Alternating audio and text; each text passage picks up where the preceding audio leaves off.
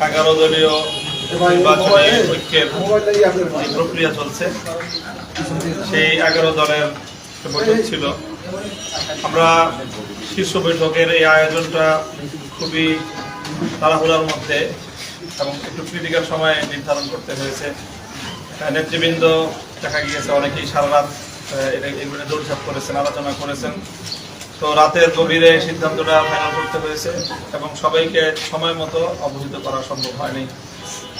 তো সেই হিসাবে এই জায়গাটা একটু গ্যাপ ছিল, সবাই সময় মতো উপস্থিত হতে পারেনি। এরপরেও আমরা ম্যাক্সিমাম প্রায় 10টা দলই এখানে উপস্থিত হয়ে এই বৈঠকটা আমরা সম্পূর্ণ করেছি।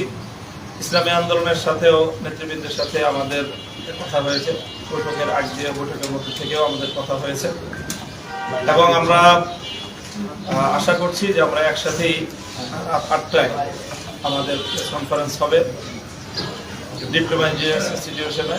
সেখানে ইনশাআল্লাহ আমরা আমাদের চূড়ান্ত বক্তব্য যেগুলো সব ঐক্যবদ্ধভাবে আমরা উপস্থাপন করতে পারবো বলে আশা করছি।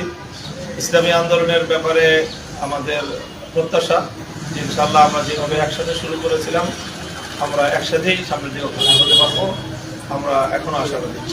আচ্ছা, একটি বিষয় উঠে আসছে, একটু আগে যখন আমরা খেলাফত মজলিসের নায়েবে আমির ওনার সাথে কথা বলছিলাম, আজকে বৈঠকে আপনারা 45টি আসন সংযোজন দেখে 45টি আসন কোথায় দেওয়া হচ্ছে ইসলামী আন্দোলনকে, এরকম একটি আলোচনায় এসেছেন, কিন্তু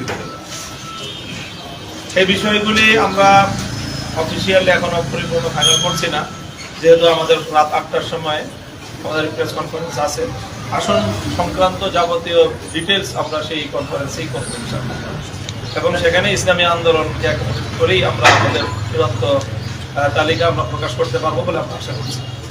তাই ভাই, সত্য করে এই যে আসন প্রার্থিতা ঘোষণা নিয়ে যে ঝামেলাগুলো তৈরি হচ্ছে, যেটা ঝামেলাই বলবো আমরা,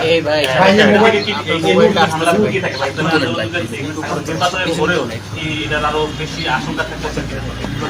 আমরা প্রথম কথা হচ্ছে আমরা কোনো ঝামেলার ভিতরে নাই এবং আমাদের ভিতরে যে আলাপ আলোচনা হচ্ছে কিছুটা ভিন্নতা হচ্ছে, এটা ঝামেলা বলা হচ্ছে। ঠিক আছে, নম্বর হচ্ছে আমরা রাত 8টায় কথা, এখন আর আপনাদের সামনে আমরা তেমন কথা বলতে চাচ্ছি না।